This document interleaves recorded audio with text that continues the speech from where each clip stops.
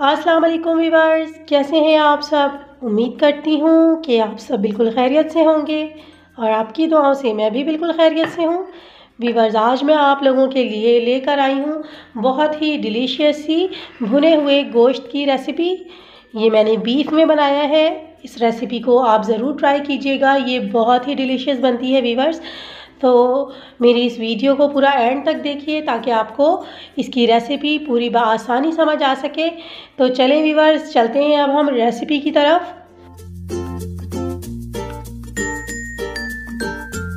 जी viewers, तो भुना हुआ गोश्त बनाने के लिए सबसे पहले मैंने यहाँ पर ये बीफ लिया है।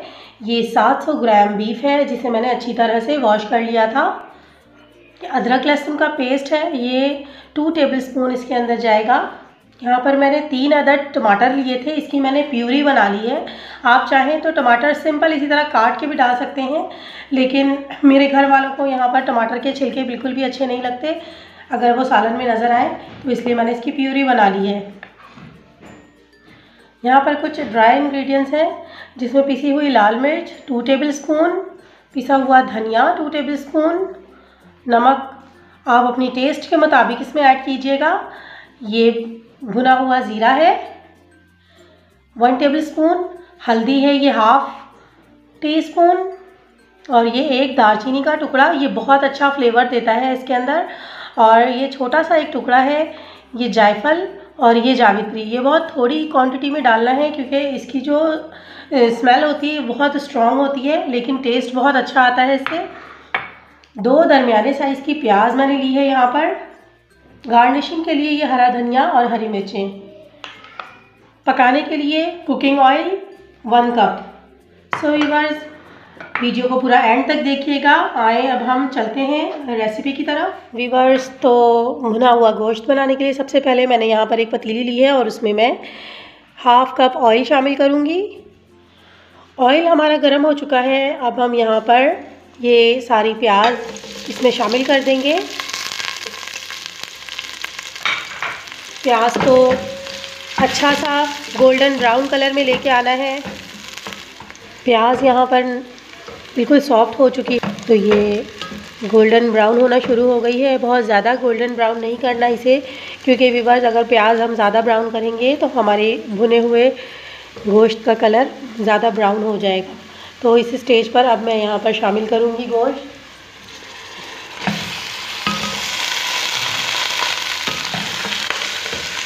ये सारा मीट मैंने इसके अंदर शामिल कर दिया है और अब हम इसे प्याज के अंदर मिक्स कर लेंगे। यहाँ पर हमने बीफ को इतना भुनना है कि हल्का हल्का इसका कलर वाइटिश हो जाए। तो ये सारे गोश्त का कलर ये देखें आप, ये वाइट होना शुरू हो गया है। तो अब मैं इसके अंदर अदरक लहसुन का पेस्ट शामिल करूँगी। ये इसके अंदर 2 टेबलस्पून अदरक लहसुन का पेस्ट जाएगा। अदरक लहसुन का पेस्ट शामिल करने के बाद ये जो मैंने सारे आपको ड्राई मसाले बताए थे ये इसके अंदर शामिल कर दूंगी। सारे मसालों को यहाँ पे शामिल करने के बाद मैं इसमें 1/2 कप पानी शामिल करूँगी। तो भी बस यहाँ पर सारे मसाले और प्याज अदरक लहसुन सब कुछ मैंने इसके अंदर ऐड कर दिया है।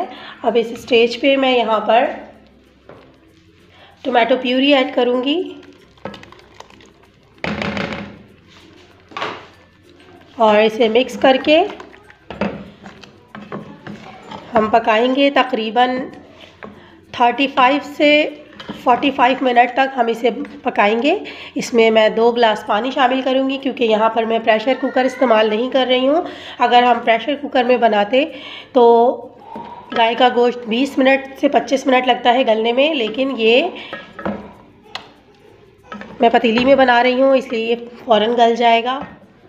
जी व्यूअर्स, तो यहाँ पर मैंने 2 गिलास पानी शामिल कर दिया है इसमें, और अब मैं इसे 35 से 40 मिनट के लिए रख दूँगी गोश्त को गलने के लिए। इसे ढक के 35 से 40 मिनट के लिए इसे बिल्कुल लो फ्लेम पे पकाना है हमारा। ये जब ये बीफ अच्छी तरह गल जाएगा तो फिर हम इसे अच्छी तरह से दही डालकर भून लेंगे। तो व्यूअर्स आए अब हम मिलते हैं 35 से 40 मिनट के बाद। जी व्यूअर्स, तो पूरे 40 मिनट्स हो चुके थे। यहाँ पर हम जो गोश्त में जो मैंने पानी ऐड किया था वो भी तकरीबन ड्राई हो चुका है, ये देखें। और माशाल्लाह कितनी खूबसूरत इसकी ग्रेवी भी अच्छी लग रही है बहुत। तो अब यहाँ पर मैं आधा कप ये दही मैं इसके अंदर आधा कप शामिल करूँगी। और दही शामिल करते हुए मेरी ये टिप है कि आप फ्लेम को बिल्कुल लो रखिए, ताकि आपका दही जो है वो सालन में जाके कभी भी नहीं फटेगा। तो अब ये दही मैंने इसमें शामिल कर दिया है, तो अब मैं इसे अच्छी तरह से भून लूँगी। और जब तक ये ऑयल रिलीज़ नहीं कर देता तब तक मैं इसे भूनूँगी, और इसके बाद मैं इसे डिश आउट करके आपको दिखाती हूँ। तो व्यूअर्स, दही डालकर भूनते हुए मुझे तकरीबन 10 मिनट हो चुके हैं, और आप ये देख सकते हैं ये सारा ऑयल ऊपर आ चुका है और ये बिल्कुल तैयार हो गया है हमारा बहुत ही डिलीशियस सा भुना हुआ गोश्त। अब मैं आपको इसे डिश आउट करके दिखाती हूँ। तो व्यूअर्स, ये देखें आप, माशाल्लाह कितना शानदार हमारा भुना हुआ गोश्त बनकर तैयार हुआ है। ये बहुत ही डिलीशियस बना है व्यूअर्स। तो अब हम इसमें गार्निशिंग करेंगे। गार्निशिंग करने से पहले व्यूअर्स, यहाँ पर मैं थोड़ा सा पिसा हुआ गरम मसाला शामिल करूँगी, जो इसमें एक बहुत अच्छा फ्लेवर देगा। और इसके साथ ही मैं यहाँ पर थोड़ा सा हरा धनिया गार्निश करूँगी, और थोड़ी सी हरी मिर्चें मैं यहाँ पर गार्निश करूँगी,